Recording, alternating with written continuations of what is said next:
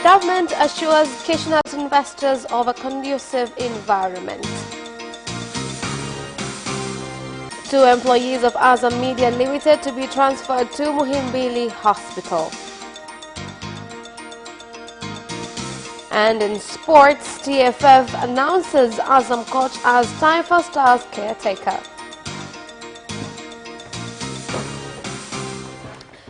Good evening, this is Capital News at 9:30. My name is Khadija Zimbwe. First, the national news. The Deputy Minister of Agriculture, Omar Mgumba, has assured investors on the government's commitment to build cashew nut industries due to the current conducive investment environment, which includes reliable power, water, good road infrastructures, and a security of their assets. He gave the assurance when opening an international conference on cashew nut being attended by more than 300 participants from various countries around the world.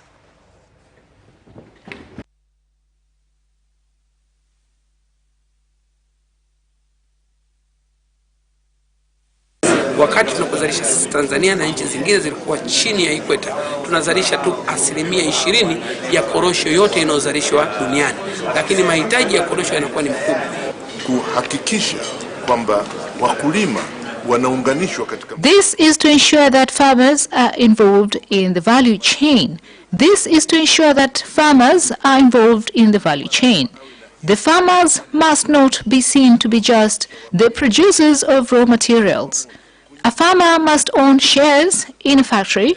We urge all farmers to collectively join companies so they can own shares, which in return will give them a voice.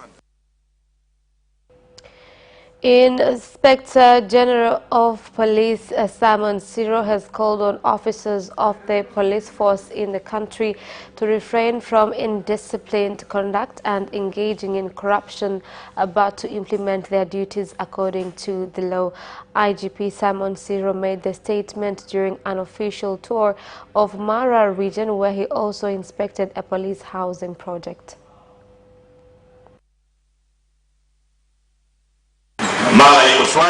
Mara is safe, although there are some challenges that the police force is experiencing, and one is on discipline, corruption, lack of commitment. If we resolve these challenges, we will be on the right track. On the issues of readiness, we are doing well. Recently, I was in Mozambique. There were some lawbreakers who were operating from there to see how we can work together. From the money that we received to build 400 houses, 114 houses are complete. The Commander-in-Chief cares about you very much. 2 days ago, he gave us 3.5 billion to buy a new police helicopter. Last month, he also gave us some more money for operations in Kagera, Kigoma, and Bukoba, but to also acquire work equipment. 2 employees of Azam Media Limited who were admitted at a Salient Referral Hospital in Arusha region are expected to be transferred to Muhimbili Hospital in Dar es Salaam for further medical treatment. An orthopedist at a Salient Hospital, Dr. Peter Makanza, said that the 2 patients are recovering well and that the transfer to Muhimbili is to enable them to get access to necessary treatment at the hospital.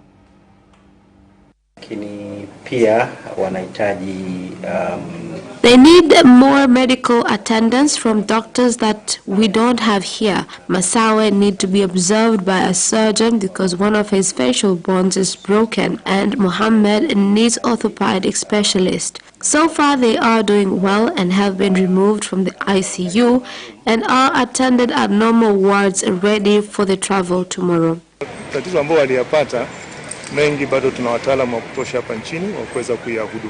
With the problems they have, it is still in the capacity of professional doctors available in the country. That is why we are sending them to Muhimbili National Hospital. One of them needs to be attended by the facial surgeons and other by orthopedic specialists.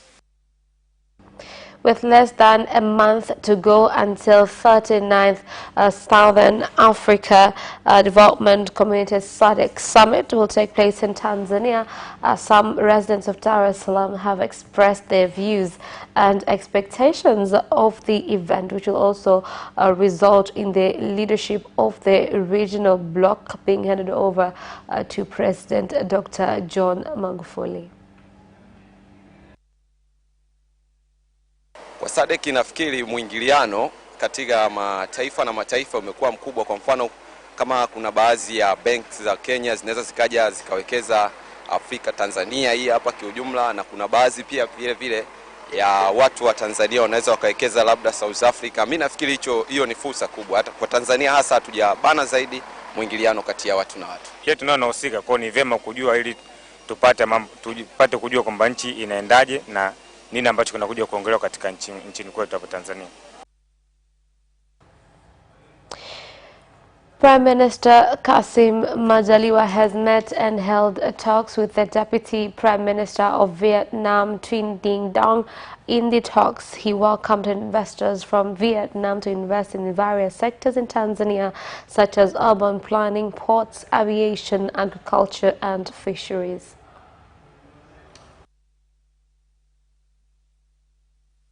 Wananchi wa Tanzania, na kwa niaba yangu binafsi, I would like to invite you and your delegation. I hope that your visit was a peaceful and happy one. Vietnam has continued to be a good economic partner to Tanzania. I commend your government for continuing to support the government of Tanzania in its efforts to bring development to its people. For instance, Viatel company, commonly known as Halotel, which has invested in Tanzania since 2014, is doing very well in the communication sector, which has enabled more Tanzanians to access telecommunication services and those in rural areas. On behalf of the government of Tanzania, I would like to commend the government of Vietnam through Viatel, which has created 1,600 formal jobs to Tanzanians and 100,000 informal jobs by 2018. Tanzania is hopeful that this friendly relationship will continue in other areas such as remittances, services, share acquisition through relevant authorities such as Dar es Salaam Stock Exchange. Residents from some villages in Rufiji District Coast region are still facing the challenge of illegal harvesting of logs, a situation that has led to and incur the government loss of revenue. The residents say that they have stepped up patrols in forests after the village governments increased funds for the patrols.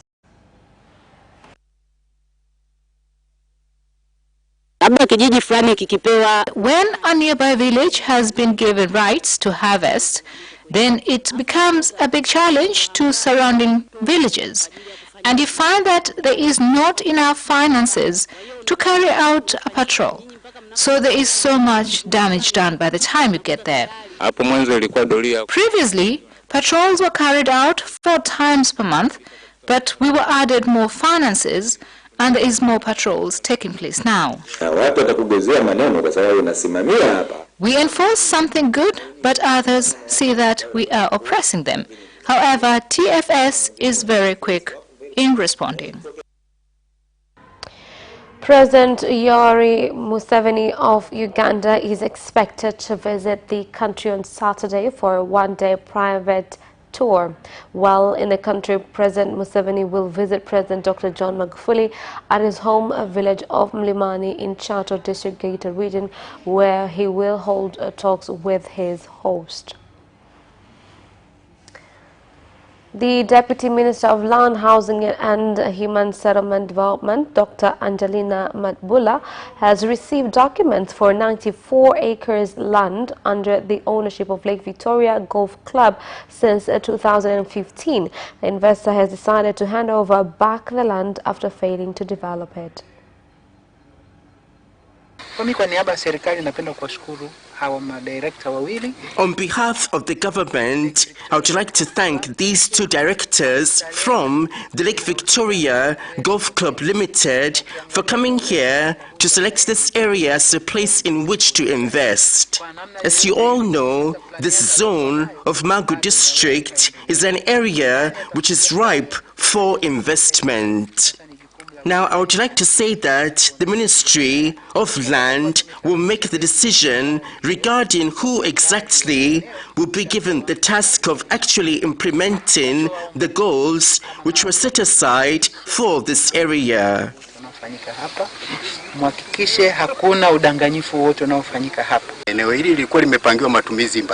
would like to say that this area of land was set aside to be used for various purposes. The purposes for this area of land were that it was supposed to be used as a housing estate,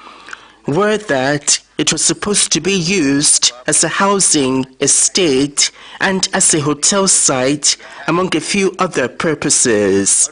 I would like to emphasize that these goals are specified on the 2 land certificates which we have for this area of land. And that is the end of national news. International news follows shortly.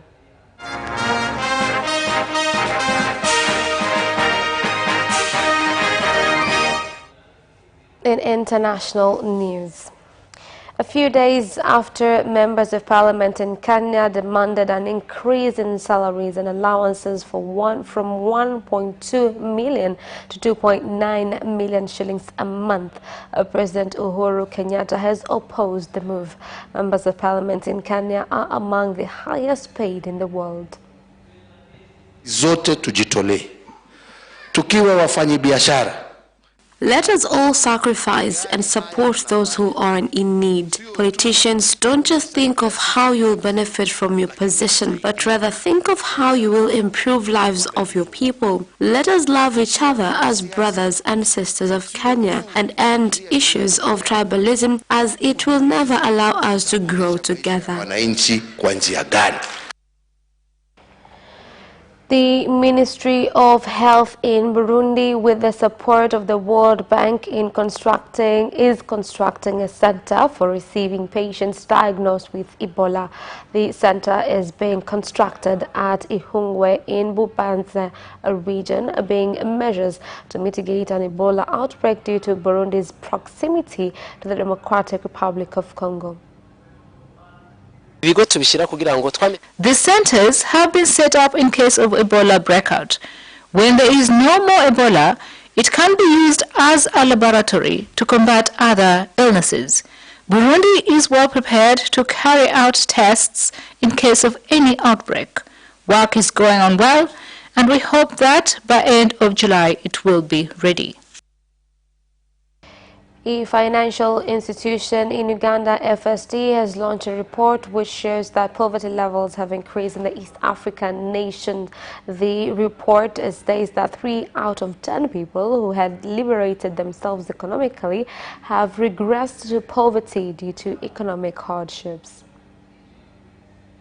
See that in 2016-2017, the economic crisis in 2016-17 and economic hardship.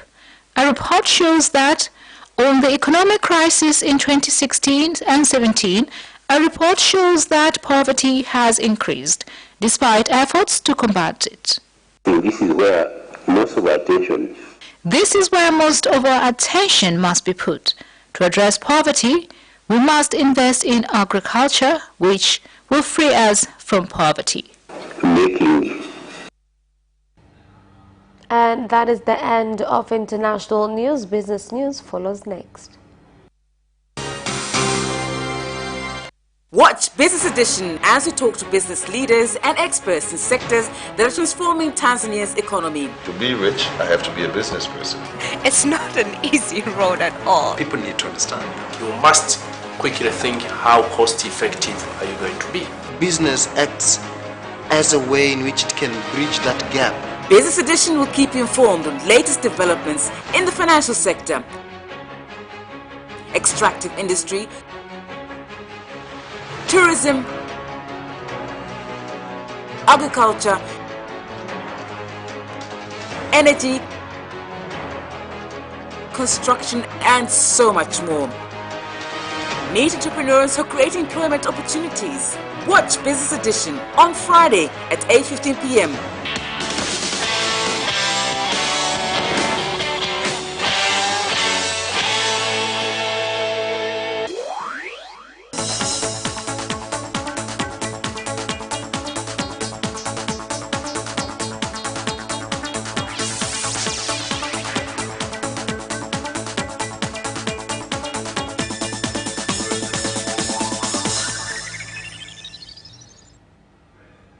Welcome back, and in business news tonight. With 1 day remaining before the Azam Trade Fair comes to an end, some participants have said that they face challenges in achieving their goals and that they have learned lessons on what needs to be done to improve on in next year's event. We are participating at this fair as a public institution which offers service to our communities of registering and identifying people. In the few days that we have been here, we have managed to register not less than 11,000 to 16,000 of people, which is a good number, with different needs from beginning initial stages of registering, and others are looking for their identification numbers to be used in numerous occasions and activities. We are planning that after the fair, the rest who will remain unregistered should continue being registered in our offices found in all districts in Dar es Salaam.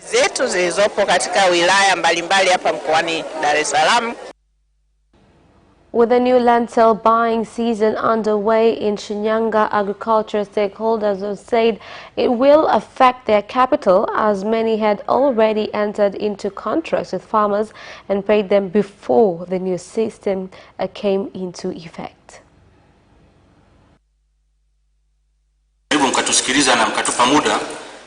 It would be a good idea if you could listen to us and give us more time, because we are the ones who take care of the crop and have worked with farmers for a long time. This matter has its effects. As agents, we could lose money which we've borrowed.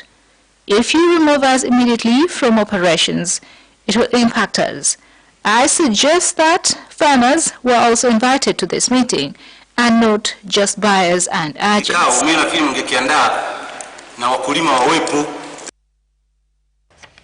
Entrepreneurs in Arusha have called on responsible authority to address their concerns on electronic fiscal devices used by businesses in the city, claiming that many of them do not work properly.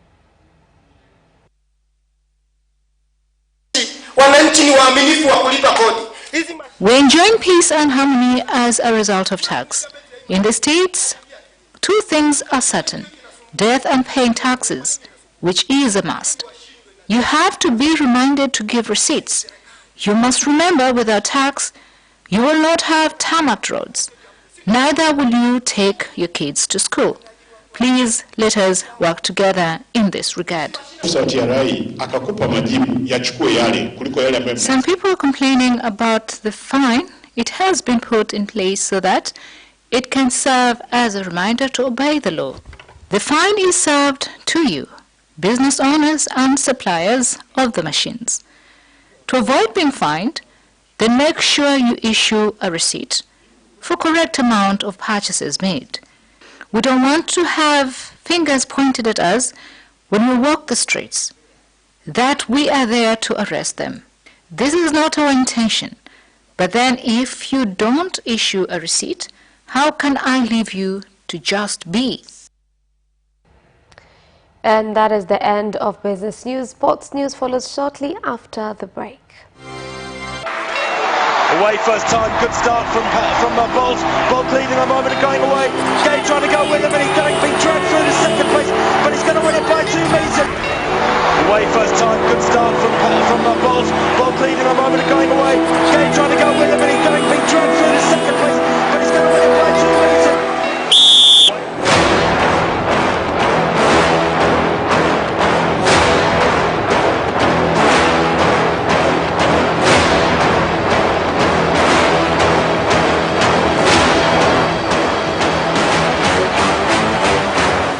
position. Joaquinho, he did lose to Lend.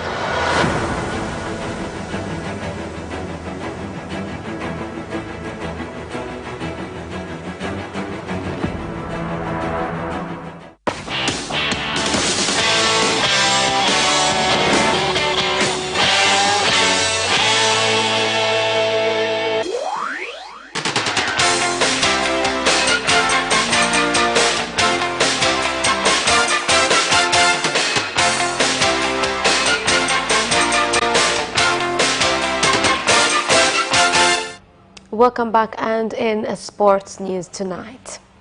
The Football Federation TFF has announced Azam coach Ndairagije Etienne as the Taifa Stars caretaker.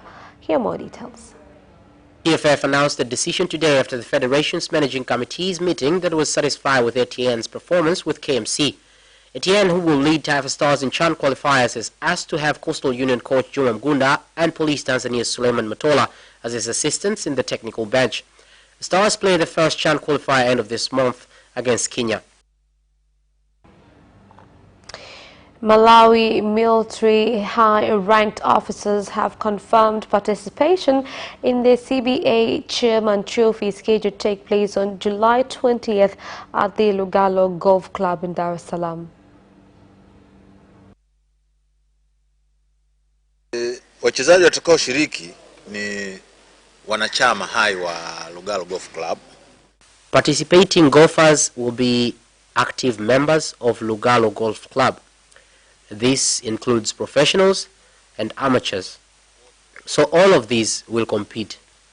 We have also cooperated well with our neighboring countries, and so Lugalo Club this time has invited our fellow club of Malawi military. So this time we expect to have players from Malawi. Ya jeshi la Malawi. Nigeria's footballers are in line for a minimum of $75,000 windfall if they score against Algeria in Sunday's Africa Cup of Nations semi-final in Cairo. Here are more details. The continent's richest man, Aliko Dangote, has promised to pay the Super Eagles $50,000 for each goal they score against the Algerians. According to Maju Pinich, president of the Nigeria Football Federation NFF, Nigeria oil mogul Femi Otedola has also promised to reward the team with $25,000 from the encounter with Algeria. Several other wealthy Nigerians have showered the Eagles with huge cash donations after they reached the last four of the tournament. Officials say that each player has so far received at least $72,000 in bonuses and donations. The team received cash gifts and plots of land from the Nigerian government when they won the competition for the third time in South Africa in 2013.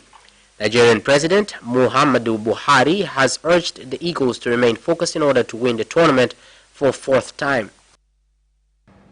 Russell Westbrook and James Harden are together again, and Chris Paul is leaving Houston to make that reunion happen. Here's more on the story. A person with knowledge of the situation says the Oklahoma City Thunder have traded Westbrook to the Houston Rockets for Paul in a swapping of top point guards. The Thunder also are getting first-round picks in 2024 and 2026, plus the right to swap first-rounders in 2 other seasons, according to the person who spoke to the Associated Press on condition of anonymity Thursday because the trade has not been announced. Paul is a 9-time All-Star, Westbrook an 8-time selection. Paul has 9,181 career assists, the most among active players. Westbrook has 138 triple-doubles, tied with Magic Johnson for second most in NBA history, behind only Oscar Robertson's 181. And the former England striker Peter Crouch has announced his retirement from football at the age of 38. Here's more on the story. Forward made his English League debut in 2000 with QPR and went on to play for 9 clubs including Liverpool, Portsmouth, Tottenham and Stoke before spending the second half of last season at Burnley.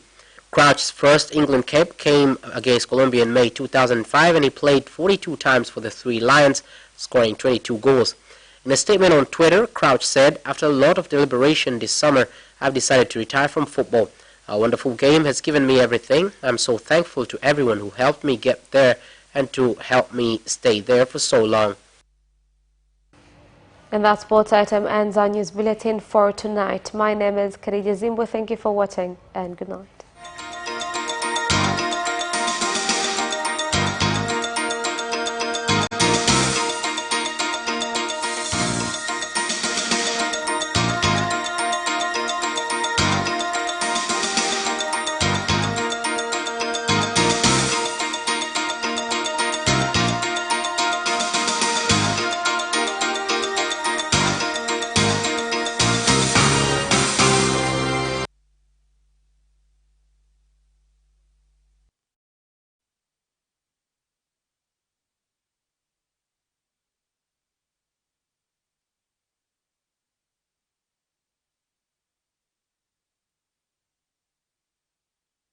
decor this week. Tutakuwa na tofauti kidogo. We're going to touch something on a decor, but it's going to be a very different decor. Wote tunajua frames ni nini. There are more different and unique ideas once it comes to frames. Wengi kwa tangu zamani tumezoea frames ni sehemu ya kuhifadhi kumbukumbu. Kama mtu alikuwa na sherehe au alifanya harusi au kitu chochote kile ambacho anahitaji kufanya kumbukumbu, basi ataweka kwenye picha, ataweka ndani. Sasa hivi pia imekuwa sasa ndani imekuwa ni sehemu, sasa frames ni sehemu ya kulemba ndani. Join us on Saturday at 7:30 p.m. on your favorite channel, Capital TV.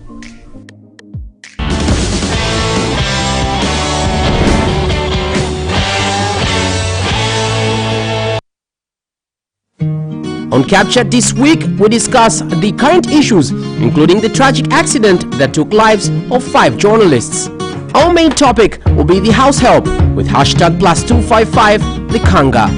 Join Sebastian Koloa, Hadija Zimbwe and Nancy Masengo by giving us your comments on our social media platforms, Facebook, Capital Television Tanzania, and Instagram at Capital TV TZ. Captured, every Sunday at 9:15 p.m. live, only on Capital TV.